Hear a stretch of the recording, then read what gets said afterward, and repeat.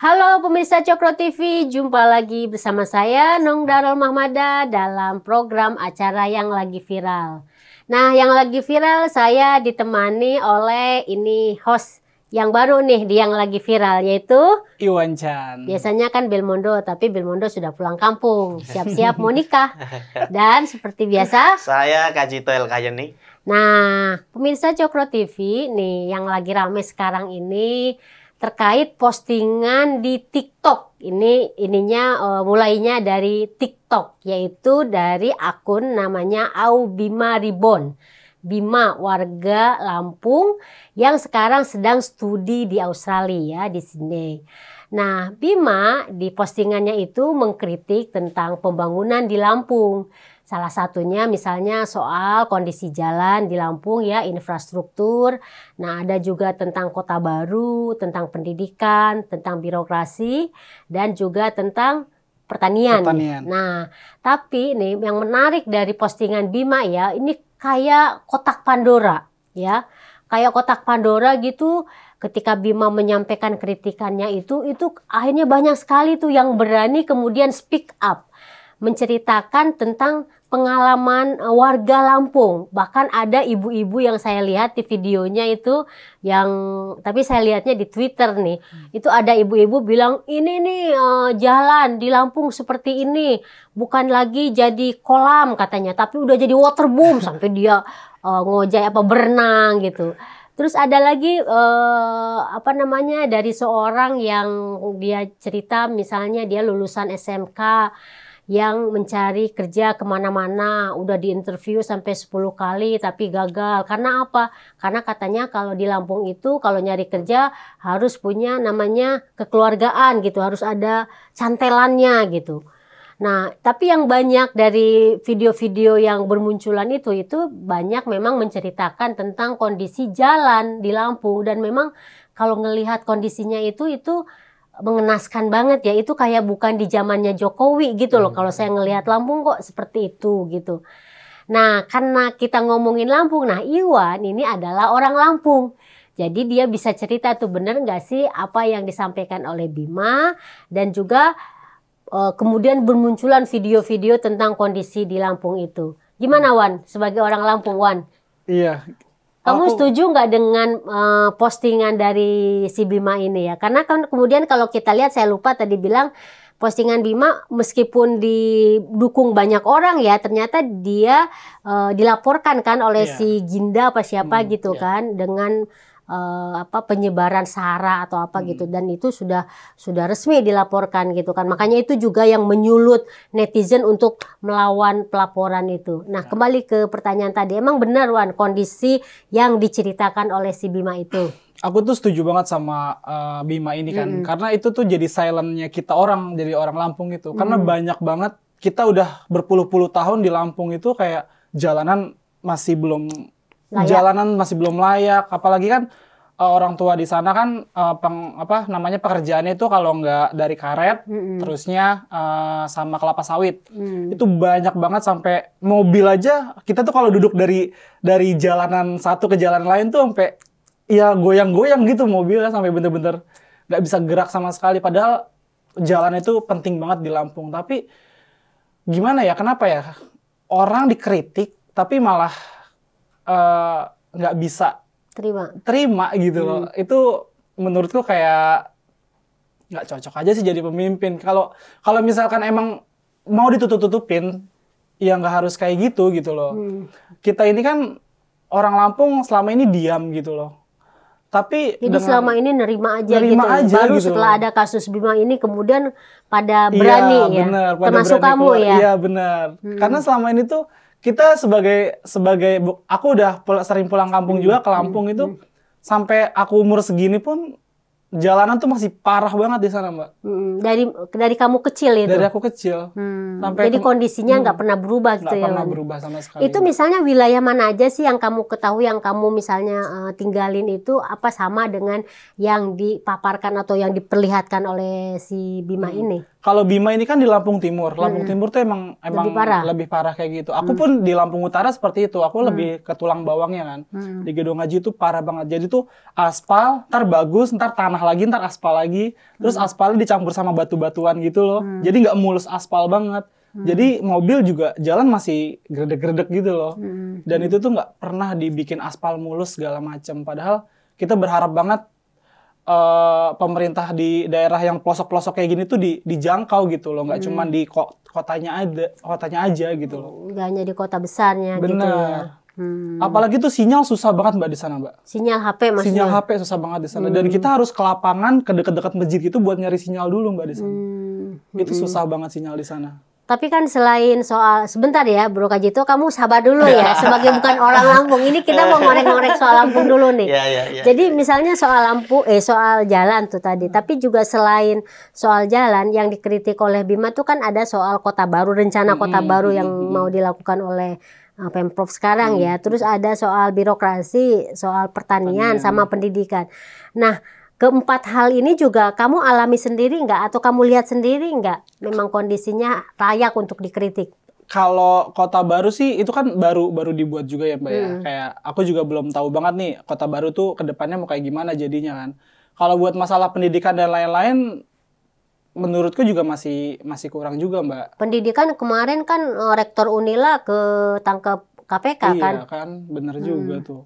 Tapi ya yang jelas bahwa Lampung itu setelah ada Bima ini viral, kita jadi bisa mengeksploitasikan kemarahan kita gitu loh. Dan kita tuh sama yang selama ini diam tuh pengen gitu loh. Kita bersuara kayak Bima, teman nggak bisa aja gitu. Ya buktinya orang tuanya Bima sampai diintervensi sama mereka gitu kan ya. Ditelepon kan. Nah itu makanya. Ditelepon, disuruh katanya ngedidik anaknya baik-baik kayak gitu. Nah kamu sendiri ngelihat respon gubernur dan wagub ketika dikritik oleh Bima itu gimana? Kecewa atau kamu gimana gitu? Mestinya kan tadi bilang mestinya kamu terima, tapi kan kita lihat bahwa ternyata tanggapannya itu kan justru di luar harapan netizen kan. Benar. Jadi arogan gitu kan.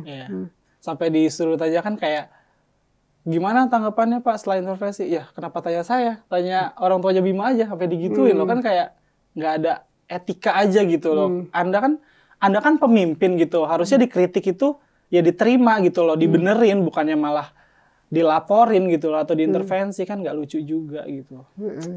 Oke, kita ke Kajito nih. Gimana Kajito, kamu ngelihat ini yang namanya the power of media sosial, the power of netizen ya. Mungkin buat si gubernur atau wagub kayak arogan aja, masih merasa belum ada dampaknya nih ke mereka. Tetapi sebenarnya kalau misalnya ini terus bergulir, ini bisa sangat berdampak kan, dan banyak banget. Betul. Gimana tuh? Jadi memang fenomena Bima atau fenomena di Lampung itu sebenarnya ada banyak daerah yang seperti itu ya. Itu bukan hanya Lampung sebenarnya. Cuman memang kondisi itu membuat masyarakat sekali lagi ya tidak banyak yang berani ya. Seperti takut gitu. Daerah saya Purwodadi Grobogan, saya sering kali dulu mengkritik gitu kan. Kalau saya berani aja gitu. Tapi yang lain nggak berani, gitu. Banyak yang nggak berani. Nah kebetulan Bima ini posisinya sedang di luar negeri gitu kan. Dia punya posisi tawar yang lebih baik lah. Itu kalau dia ada di Lampung saat ini mungkin sudah dicokok itu. Gitu loh. Udah diciduk gitu ya? Udah diciduk dia.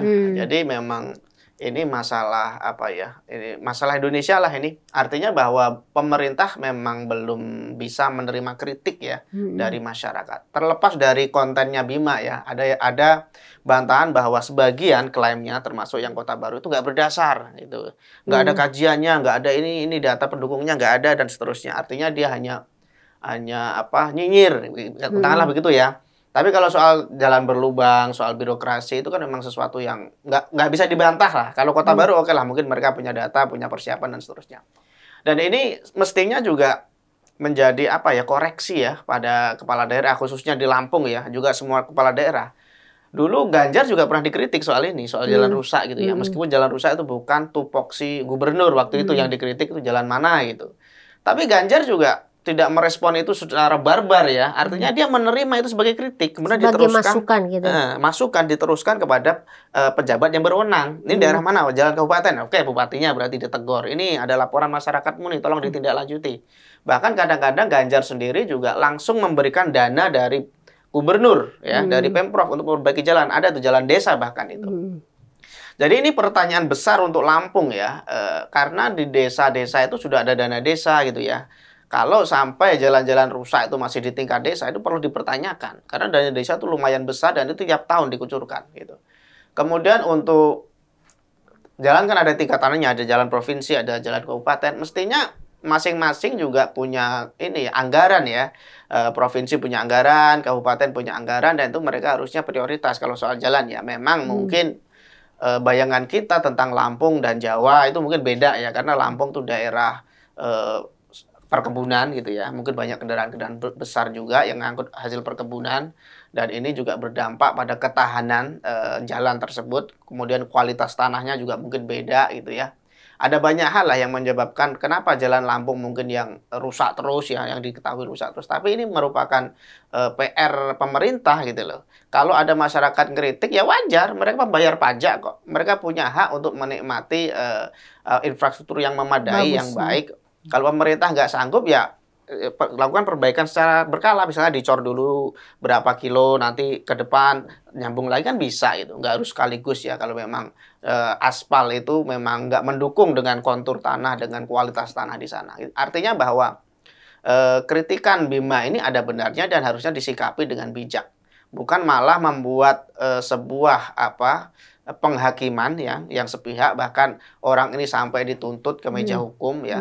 Dan saya pikir ini nggak mungkin bisa terlaksana karena pemerintah Australia sudah memberikan ini visa perlindungan ya. Jadi memang si Bima ini sudah dilindungi oleh Australia, bahkan dia kalau perlu nggak pulang ke Lampung pun nggak masalah gitu ya, karena memang nyawanya dalam bahasa ini ya, bahasa Australia mungkin agak terancam gitu ya. Dia akan mendapatkan persekusi dan seterusnya. Artinya bahwa gertakan yang dilakukan oleh orang ini, saya nggak tahu ini pengacaranya siapa. Kalau mewakili Pemprov Lampung sama nggak nyambung lagi gitu loh. Tapi kalau mewakili masyarakat juga perlu dipertanyakan juga, ini goblok banget gitu. Masyarakat kok nggak mau dikritik, yang dikritik kan pemerintah bukan masyarakatnya gitu loh. Terlepas dari bahasa dia yang mungkin menyakiti sebagian pihak, katakanlah begitu ya, ada sebutan dajjal. Tapi yang penting kan substansinya gitu loh. Orang marah selama bertahun-tahun, berpuluh-puluh tahun mendapatkan kondisi yang nggak berubah, itu pasti marah itu. Dan ini dilampiaskan dan baru ada satu orang yang berani ya mengawali ya. Kemudian yang lain menimpali, itu kan rentetan gitu. Karena sudah ada satu pemicunya gitu. Artinya bahwa pemerintah di Lampung ya ini harus berbenah gitu. Kalau ada kerusakan di internal kalian jangan sok mau membungkam. Netizen tuh nggak bisa dibungkam, apalagi kalau sudah seperti ini. Dan saya berharap bahwa netizen yang lain jangan kapok gitu. Kalau Bima sudah lakukan rame-rame kalian bikin kesaksian-kesaksian, itu akan secara tidak langsung ya kalian akan membantu memperbaiki Lampung gitu. Karena saya percaya di Lampung tuh nggak semuanya bangsat. Di Lampung tuh nggak semuanya politisi busuk. Di Lampung tuh pasti ada orang-orang jujur, ada orang-orang baik, ada orang-orang berintegritas yang nggak kebagian posisi gitu ya. Karena seperti diceritakan tadi oleh Teh Nong dan Bro Iwan bahwa kalau mau menjabat sesuatu harus ada cantolan dulu di Lampung. Gimana mau memasukkan orang yang berintegritas kalau yang masuk itu adalah KKN di sana gitu loh.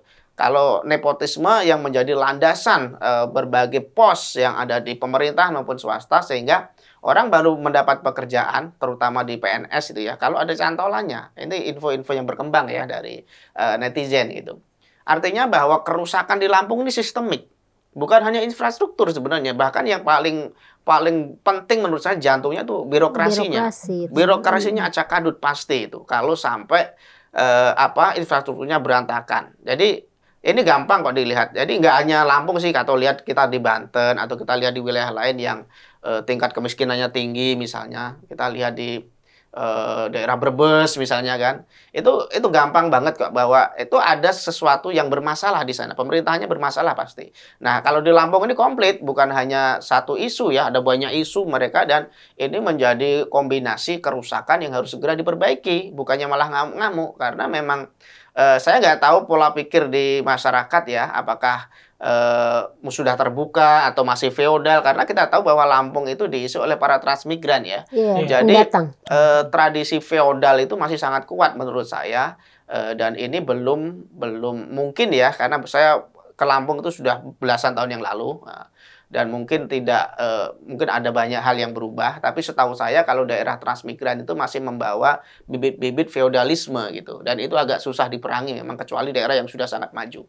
Nah, saya berharap ini menjadi titik tolak ya bagi masyarakat Lampung untuk memberontak secara tanda kutip ya, untuk memberontak pada tatanan birokrat yang rusak tadi, untuk memperbaiki wilayah mereka ya dengan kekuatan netizen tadi. Suarakan terus. Jadi orang ini dari partai apa? Pemimpinmu dari partai apa, kan ketahuan nanti itu. Wakilmu dari partai apa, bupatimu dari partai apa, itu kesempatan. Ini mau pilpres, mau pemilu, mau pemilihan wakil ya. Jadi ini kesempatan bagi warga Lampung untuk memperbaiki itu. Jadi sampaikan semua keluhan kalian di media sosial ya. Kalau yang penting faktual, jangan membuat fitnah, jangan bikin hoax. Misalnya foto di daerah lain dipakai untuk Lampung, itu nggak benar. Yang penting faktual, sesuai dengan fakta, lanjutkan terus. Nanti ini akan dibantu oleh semua netizen di seluruh Indonesia. Saya kira itu dah. Iya. Nah tadi dibilang tuh Wan, bahwa warga Lampung kan sebenarnya banyaknya katanya transmigran. Itu termasuk kamu juga? Aku termasuk. Yang transmigran ya.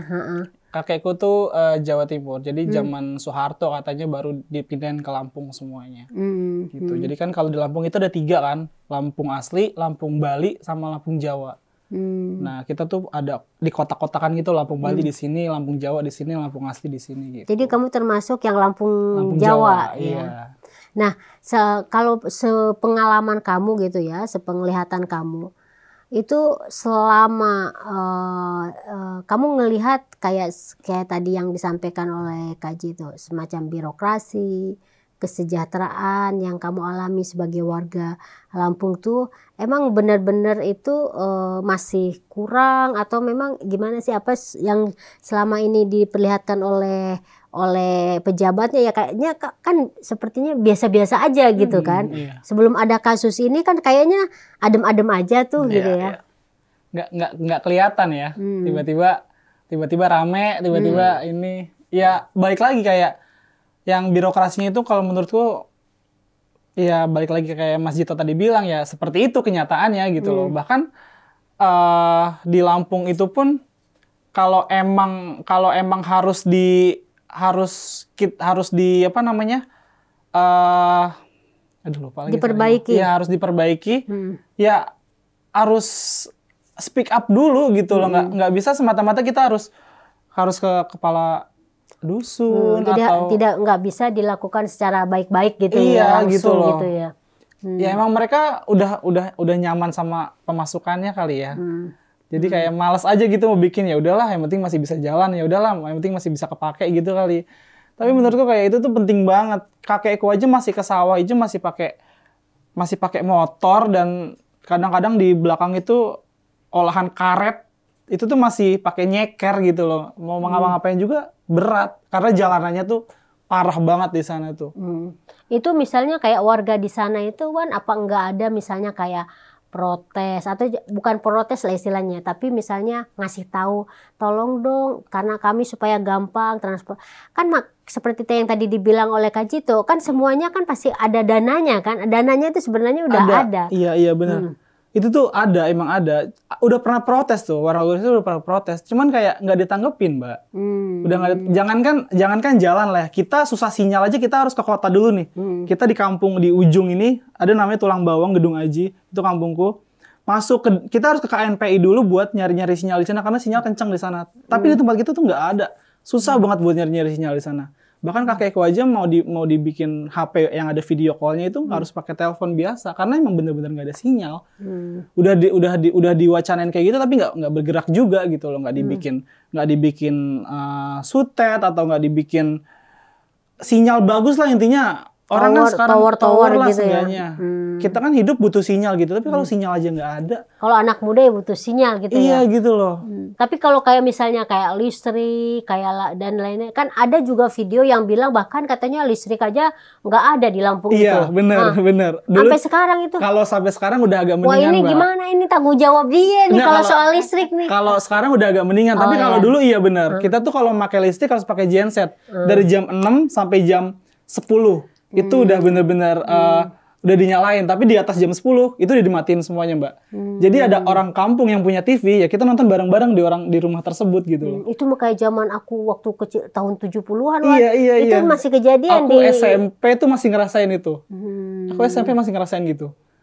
Jadi karena di kakekku punya TV sendiri, terus orang-orang di sekitar itu kalau mau nonton TV, maghrib itu udah ke rumah kakekku. Kita nonton TV segala macam. Ntar jam 10, setengah 10, udah genset udah mati, udah pada keluar semuanya, udah pulang lagi gitu.